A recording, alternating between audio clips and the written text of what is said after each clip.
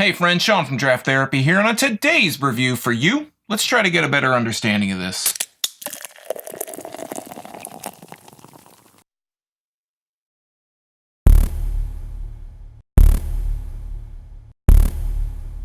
Grok is a 4.4% session IPA from Edge Brewing Company in Milford, Michigan.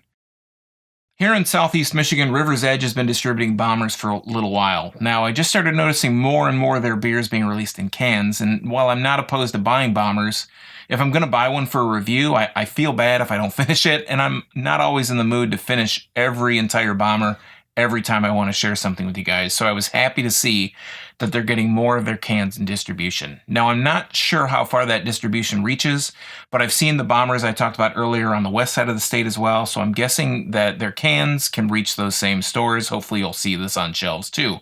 I did just check out River's Edge at the Burning Foot Beer Festival in Muskegon a little while back, and I really enjoyed their Proving Ground Stout.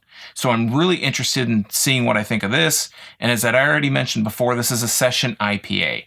Now, the only thing that separates session beers from regular beers are that they're usually low ABV, so what that means is that you can enjoy more without having to worry about the consequences that usually surround drinking non-session beers.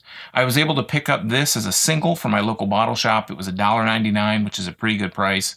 So I'm thinking you'll find it for a similar price point near you. So let's get looking at the label and we'll get it in the glass and then we'll talk about it a little bit more. So on the front here it says Session India Pale Ale. It says Grok, Awaken Your Senses. And it is, again, 4.4% alcohol by volume. And on the back here, it has River's Edge. They had a little story about it. And what it says is our session IPA breezes in like a breath of fresh air, blending the bright hop character of a big IPA with a low ABV of a sessionable pale ale. A variety of malts merge to give complexity, while the blend of Chinook and Citra hops add flavors of white grapefruit, pine, and herbal notes. Prepare yourself to awaken your senses and drink understanding. And then, of course, it has the government warning. It says where there's deposits. River's Edge Brewing Company on the Huron. It says on the Huron, but they mean on the Huron River in Milford, Michigan. And it has their phone number and their website, which is riversedgebrew.com. So I'm just going to grab a regular pint glass. This is an IPA glass, but this is a regular pint glass. We're going to go from there. So there's a brew date on this. It says it was packaged on 4/23/18. This is kind of smudged, so it says there's only one way to grok, but it's kind of smudged. I'm recording this in late August, so this is a few months old, but I think it's still going to hold its flavor, especially being session IPA. It shouldn't lose too much, but IPAs, they like you to drink as fresh as possible. I think IPAs maybe pushing it have a shelf life of 6 months, but I'd probably say more to like 3 to 4 months. And we'll give it a nose here out of the can. It's kind of a subdued scent, but there is a lot of kind of hoppiness coming out of there. Almost a little bit of a maltiness too, but I'm not really too sure. It smells more kind of bitter, kind of that hoppy smell to it. So I'm going to go ahead and pour this into the glass.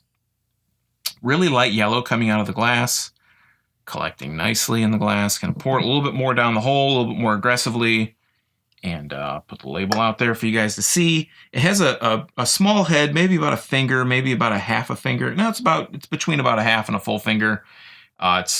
It's not super bright white. It's not off-white.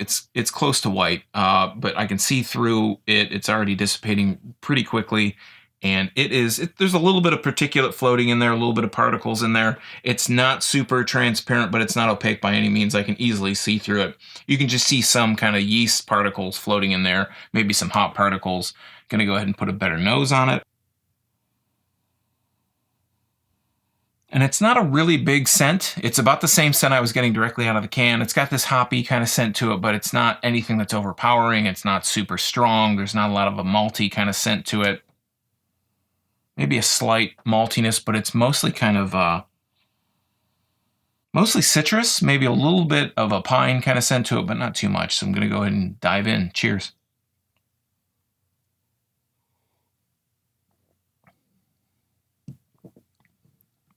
Now, the mouthfeel is not particularly heavy. It's a little on the thinner side. This is a session IPA, so it's going to be light like that. But it is kind of bursting a little bit with some flavor in there.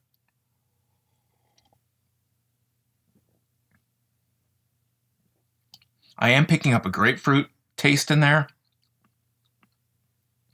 It's kind of like you get a little bit of that grapefruit taste up front, and then that bitterness is like a citrus bitterness as well.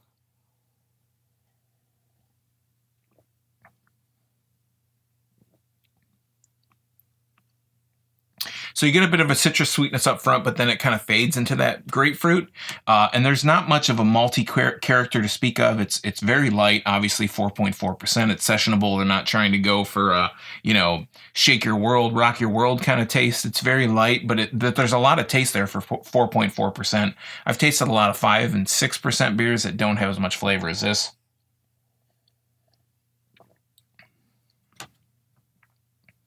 Yeah, I mean, I think if you're looking for a light beer, if you're looking for a lighter beer, this is like 4.4%. That's on the level of like a Miller Lite. So if you think about it, Miller Lite tastes the way it does. It's a lager. Obviously, it's not the same style, but I think that's even strong. I think that's like a 4.6%.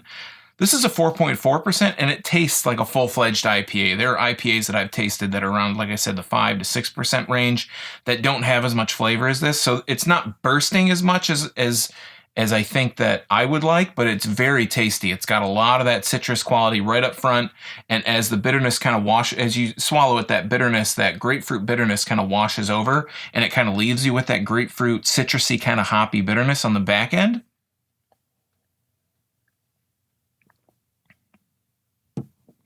Again, for 4.4%, if you're an IPA fan, but you don't want, like I said, you don't want the consequences that follow having a higher ABV or a little bit heavier of a beer, this is definitely kind of like in that all-day IPA kind of category where you can drink it all day, and you're not going to feel the effects too much. Obviously be careful with it, but it's not going to put you on, it's not going to put you on your ass. Let's just say it that way.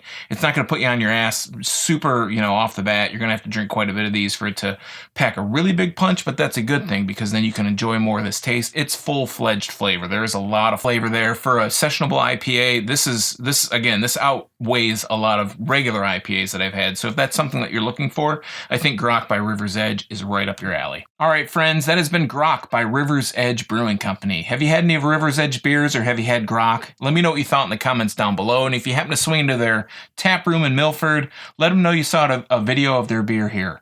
While you're down there leaving your comments, you can also find links to my social media, some merch, a custom Draft Therapy Tiku glass, and links to all the gear that I use on these videos. And of course, as always, a link to my blog at drafttherapy.com. So until next time, I'm Sean from Draft Therapy. Thanks for stopping by. And remember, drink craft beer, support your local breweries wherever they are, and don't forget to treat yourself to a little draft therapy. Thanks for watching. Cheers.